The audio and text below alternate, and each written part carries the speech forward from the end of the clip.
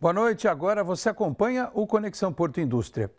Em reunião com representantes do Ministério de Portos e Aeroportos, da Autoridade Portuária de Santos e da Infra SA esta semana, o Tribunal de Contas da União apresentou uma avaliação sobre o leilão do Tecon Santos 10.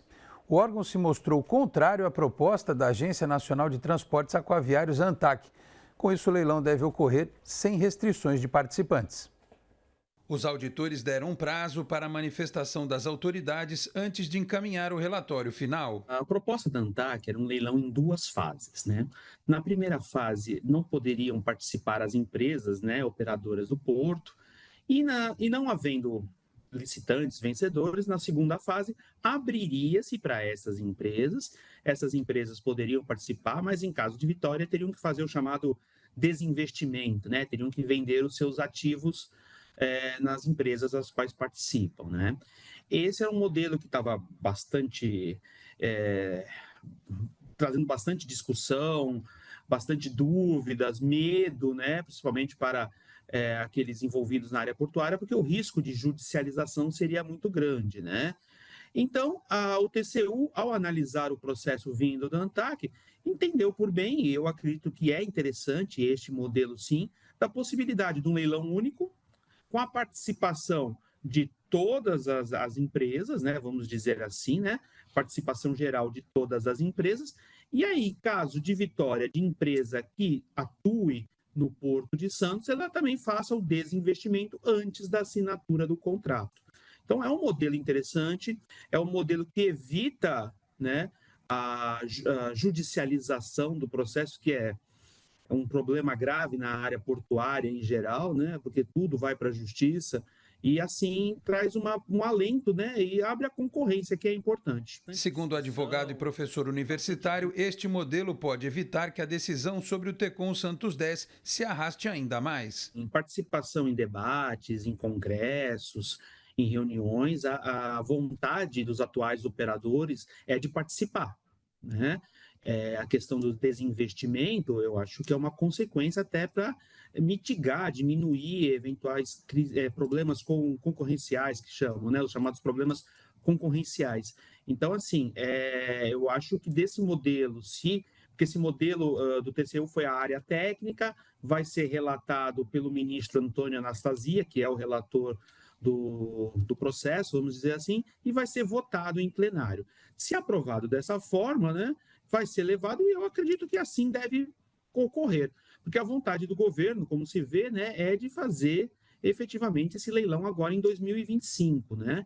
Então, assim, ou seja, é importante essa tomada de decisão do TCU, eu acho que atende basicamente a todos os players aqui do Porto de Santos, e os concorrentes vão ter que participar, sabendo que as empresas também, operadoras, querem também o Santos 10, né, o Tecon Santos 10. Rodrigo Zanetti também destacou pontos importantes que foram implementados na nova proposta. Esse relatório também, ele estipula algumas outras regras importantes, né?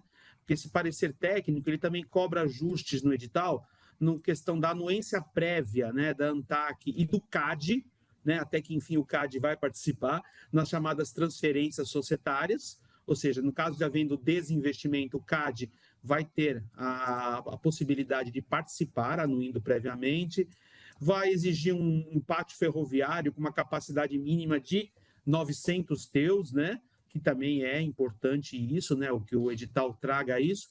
E a questão do terminal de passageiros, o edital vai ter que trazer uma divulgação de dados atualizados sobre o terminal de passageiros atual, e principalmente uma questão que a gente discute bastante no Porto de Santos, né? O edital traga uma revisão do modelo econômico financeiro da dragagem, né? Da dragagem que está prevista. E ele conclui lembrando do impacto que o Tecon Santos 10 terá para o Porto de Santos e para a região. Em pleno funcionamento, que se espera em 2034, aumentaria assim, quase em 35% a movimentação de contêineres no porto, né? E isso é muito importante. O Porto de Santos vai dar um salto de número de posições nos portos mundiais. E isso gera emprego, gera renda, gera a movimentação, né, da economia, né, local e nacional. E não podemos esquecer que é importante também que toda essa movimentação vai causar efetivamente uma transformação da cidade. Por isso, temos que ter sempre a discussão dos acessos, das alças rodoviárias, das vias de acesso, como eu falei, que também faz parte, é um paralelo, né? Mas eu só faço uma ressalva que esse assunto das alças rodoviárias, das vias de acesso, é uma questão que já deve estar sendo discutida. Ela não pode depender efetivamente do Tecon Santos 10. Se por um motivo o Tecon Santos 10 não saia, nós temos que continuar com essa discussão das vias logísticas ao Porto de Santos. E representantes da Diretoria de Assuntos Portuários de Cubatão fizeram uma visita técnica ao Porto de Paranaguá, no Paraná, na última semana. O objetivo foi conhecer o funcionamento dos sistemas de monitoramento e agendamento de caminhões, avaliando a possibilidade de aplicar soluções semelhantes na cidade, especialmente no fluxo viário de acesso ao Porto de Santos. A comitiva foi composta pelo diretor de Assuntos Portuários, Pedro de Sá Filho, e pelo chefe da Divisão de Assuntos Portuários, Rafael Pedron.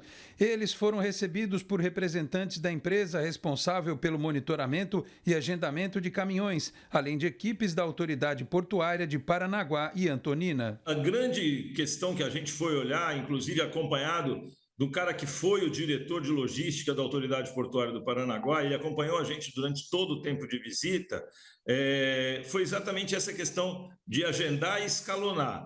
Tudo que vai para o porto quase tudo que vai para o porto passa por um pátio regulador que eles chamam de pátio de triagem. Então, os caminhões, em vez de ficar nas estradas esperando para entrar em cada terminal, passam por um pátio de triagem, é verificado se tem disponibilidade para eles seguirem para os terminais que eles vão e, conforme a disponibilidade, eles vão sendo liberados para evitar que eles interfiram no trânsito da cidade, porque para chegar no porto, cruza o meio da cidade praticamente de Paranaguá. Então a gente foi ver como que eles equacionaram isso, como que era o sistema de informática que eles criaram, quais os elementos que eles buscaram entender para poder desenvolver esse procedimento.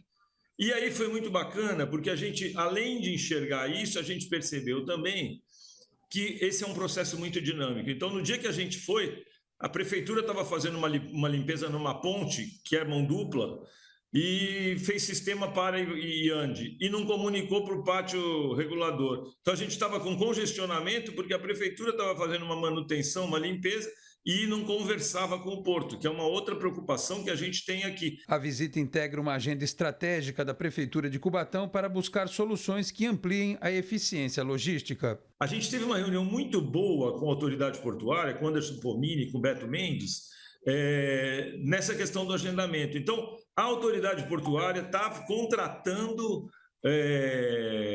esse trabalho de mapear todos os roteiros de fluxo de carga, todos os possíveis apoios que a gente tenha ao longo do percurso e um sistema de controle que todo caminhão, a hora que carregar, ele passe a ser monitorado. Assim como o aeroporto acompanha todo o movimento de fluxo aéreo, e a gente tem isso para navio também, aqui no Porto de Santos a gente deve, aí, num prazo de 2, 3 anos, conseguir ter um mapa com todo o fluxo de carga que vem para cá. E tudo o que foi visto em Paranaguá já será levado ao conhecimento da Autoridade Portuária de Santos nesta sexta-feira. Amanhã eu tenho uma reunião com o pessoal da Autoridade Portuária às 9h30 da manhã. Cubatão vai lá para contar sobre essa experiência, levar algumas propostas, porque antes de ir para Paranaguá, a gente também sentou com a Autoridade Portuária para discutir as questões que Cubatão tem interesse. Então, o Porto, por exemplo, tem um plano de investimento gigante para Santos e para Guarujá e não tinha nada para Cubatão.